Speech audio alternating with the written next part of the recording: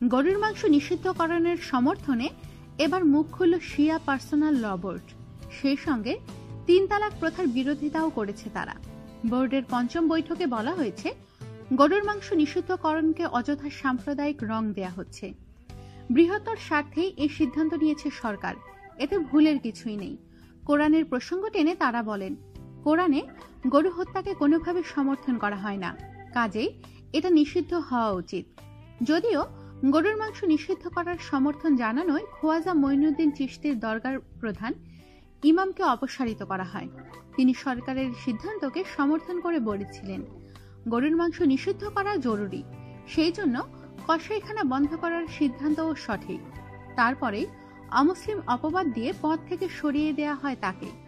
কিন্তু শিয়া পার্সোনাল ল বোর্ডে গরুর মাংস নিষিদ্ধকরণই নয়, 3 তালাক নিয়েও সরকারের মনোভাবের প্রতি সমর্থন জানিয়েছে।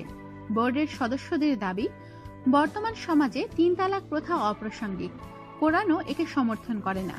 তাদের দাবি, বিয়ে যখন বর এবং বধূ দুইজনের মত নিয়েই হয়, তাহলে তালাকের ক্ষেত্রেও দুইজনের মতই গ্রহণযোগ্য হওয়া উচিত।